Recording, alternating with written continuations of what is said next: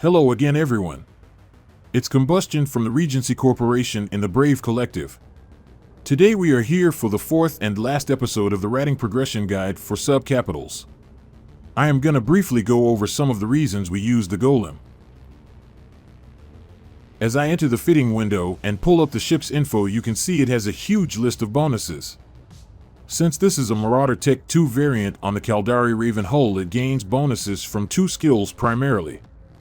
Caldari Battleship, which grants us 10% per level velocity to both cruise and torpedo missiles, and 5% per level explosion velocity for both. These help with application of damage. The Marauder bonus grants us 7.5% shield booster amount per level and 10% effectiveness per level to our target painter bonus. The ship also has hull roll bonuses of 100% missile damage for heavy, cruise, and torpedo missiles. A bonus for tractor beam range, reduction in micro jump drive delay, and standard extender plus armor plate bonuses for battleship hulls. As I pull up the main module that sets Marauders apart from standard battleships. This is called the Bastion Module and allows us to enter an enhanced mode for our Marauder that increases our offensive and defensive stats. This mode lasts 60 seconds per cycle, increases our rate of fire on our weapon system, doubles our shield booster amount, our resistance to all forms of electronic warfare, and raises our resistance profile across hull armor and shield. This big power boost comes at a cost. While Bastion mode is active, we are unable to warp, remain stationary for the full 60 seconds, and are unable to receive remote repairs from friendly pilots.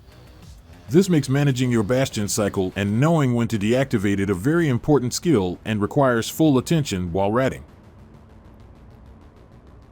Let's go over the standard fit for a close-range torpedo golem. In our rigs we have a large bay loading accelerator for rate of fire bonus, a large core defense extender for 20% shield HP. We run 4 T2 torpedo launchers with Scourge T2 ammo to match the enemy resist holes. Our Bastion module, 3 ballistic control systems for rate of fire and damage bonus, a Tech 2 damage control unit.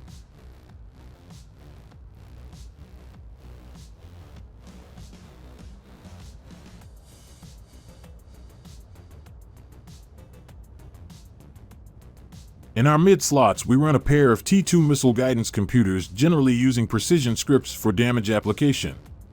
2 Multispectrum Hardeners to pump up our resists. A shield boost amplifier getting us higher shield amounts per cycle, and a standard T2 extra large shield booster. This rounds out the fit to have solid damage as well as a good resist profile for our tank. This is a fairly balanced beginner fit for the Golem. As you get better skills, implants, consumable boosters, and apply improved modules such as faction or abyssal modules, you can push your Marauder to even higher numbers. That is an end-game activity and should be done with a mindfulness to cost versus risk of flying such an expensive ship.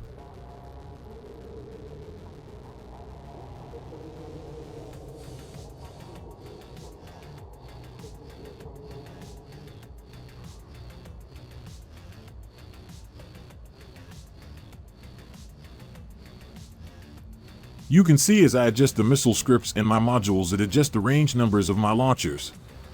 Depending on distances spawns happen in sites, you may need to adjust these in combat to make sure you are reaching the needed distances to hit everything. As you get better skills, these numbers rise naturally based on missile speed and flight time.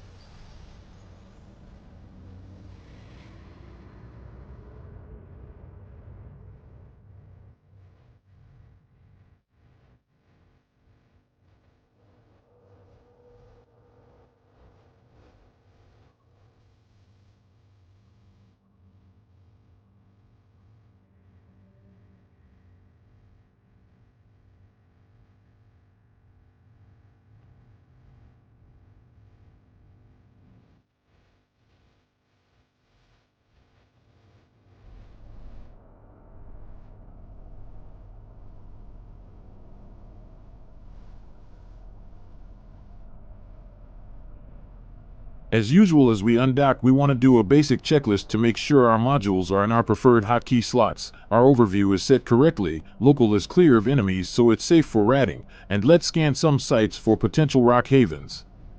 The Golem can clear any sites in null, but rock havens are optimal for ranged grouping of enemies being easily in the Golem's reach while using precision scripts. I am not using my missile clone for these sites to show you what a basic Golem is like.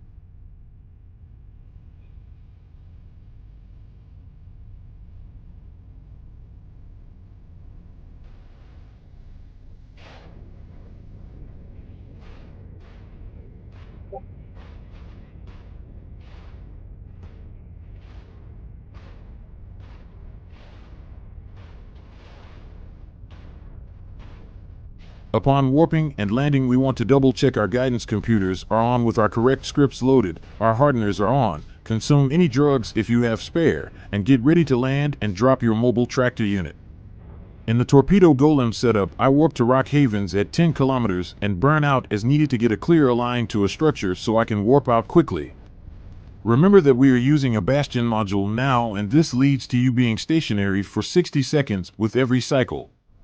It is important to pre-align and then cycle your module so when the last cycle ends you gain velocity and can warp quicker.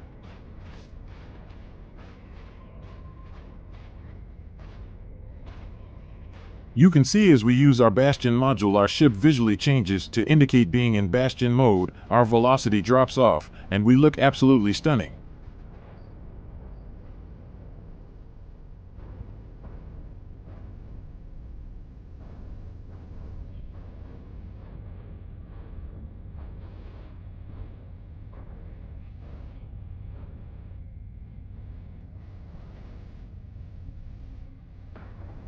Some advice from a Golem pilot, as this is my ship of choice. As you fly these in rock havens, you will learn the common volley patterns for ships you target. Generally, battleships take 3 volleys, battle cruisers take 2 when painted, elite cruisers take 1 while painted, normal cruisers take 1 volley, and the pesky frigates, depending on elite versus normal, take 1 to 4 volleys, heavily dependent on their speed.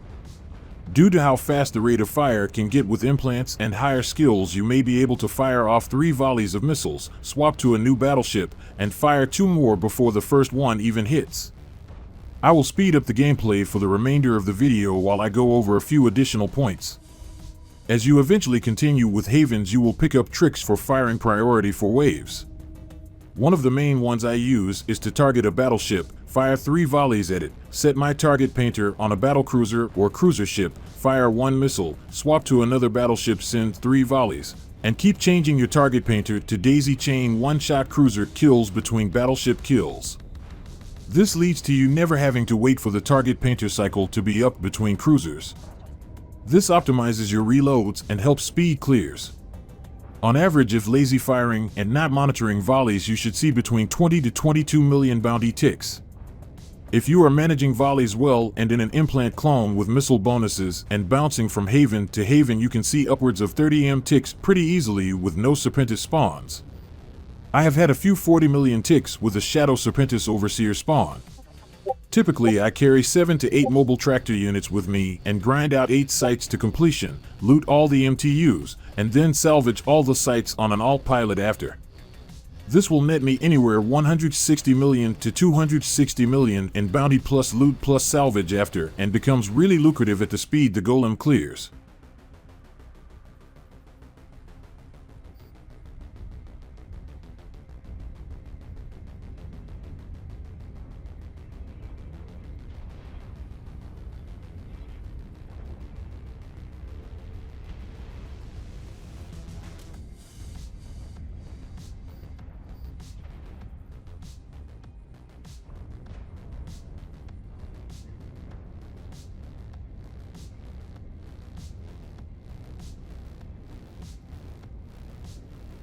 As you may notice, we never leave the shield booster unlike other previous ratting ships in the progression guide.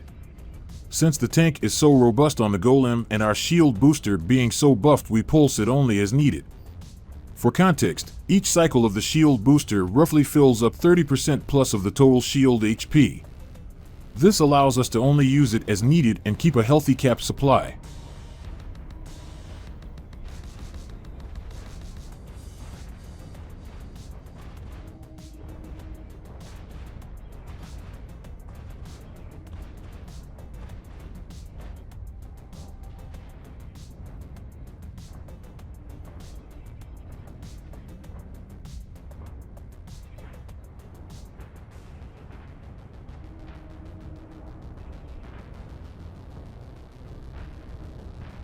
When dealing with our 3 frigate waves, you can launch your flight of 5 lights and target paint the drones to increase your drone's DPS to them while you clear the battleships. While doing so, just be careful to monitor your drone's HP and recall them as needed.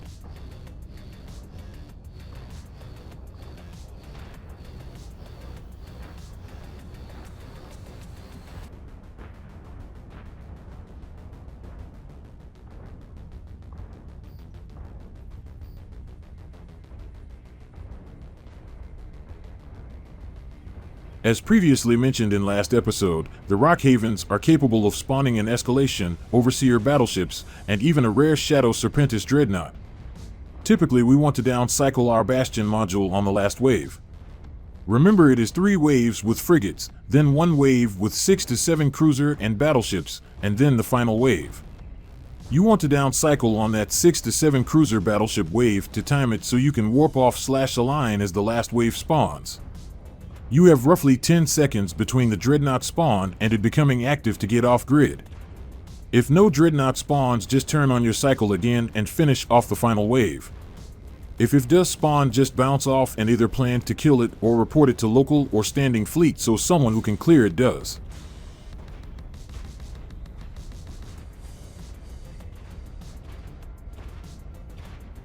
This covers my subcapital ratting progression guide. I hope seeing some of the ships in action and common easy ways of clearing sites helps you out. This guide is not the end all be all for guides, and as pilots we need to be adaptable.